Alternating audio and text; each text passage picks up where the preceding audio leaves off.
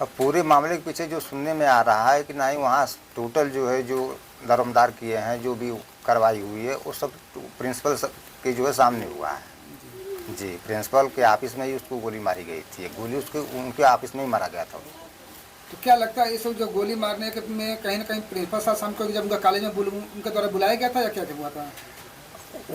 Principal sir ही तो बुलाए थे उसको, लड़के को हमारे प्रिंसिपल जी बुलाए थे। किस लिए बुलाए थे?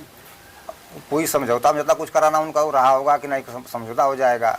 अब उसमें बात बढ़ा, जो भी हुआ अपना उनके सामने ही गोली मारा उनके जो है बच्चे। तो क्या जो मंजीत जो आरोपी लड़का जिसने गोली मारी है उससे आपके बेटे का कोई पहले से कोई अदावत या लड़ाई?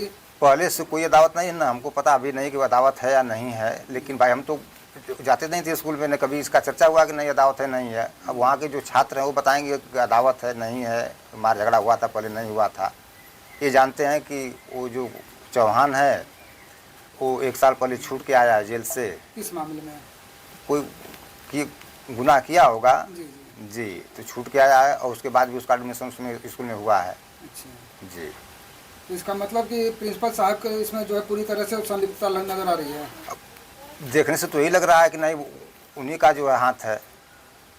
ऐसे में बात किया जाए कि जैसे जो जानकारी मिल आ रही है कि आपका बेटा जो है चेचक के रोग से जब पीड़ित थे और 10 दिनों तक लगभग घर थे। जी जी। तो क्या जब वो घर पर थे तब क्या कोई कॉलेज का कोई फ़ोन आया था? नहीं, या उनके किसी दोस्तों का कोई फ़ोन आया रहा हो? नहीं, चेचक तो हमारे सामने पूरा को बाहर भी नहीं निकलता था। हमारे घर में बस अंदर ही था वो, बाहर में नहीं निकलता था वो। अचानक कल फोन आना और उसका कॉलेज पहुंचे जी। और कितने देर बाद फिर आपको ये सूचना मिली कि ऐसी घटना हो चुकी है? हमको तो सूचना मिली 11 साढ़े 11 बजे सूचना मिली हमको। हम जा रहे थे लखनऊ, हमको सूचना मिली कि ऐसा कांड हो गया है। अब करते धरते सूचना मिली, उसके बाद हम वापस 9:30 साढ़े 8 बजे तक आए बनारस लखनऊ से। नहीं तो ऐसे में जैसे कल सुबह आपके द्वारा बताया जा रहा है कल सुबह जो है उसके पास फ़ोन आया, कितने बजे फ़ोन आया था और वो कै बजे यहाँ से फिर कॉलेज चले गए? अब ये तो हम कन्फर्म नहीं पा, क्योंकि हम 8 बजे निकल गए थे हम बनारस लखनऊ के लिए। तो हम कन्फर्म नहीं कर सकते कि नहीं कितने बजे फ़ोन आया था, कितने बजे बुलाए थे, ये कन्फर्म नहीं।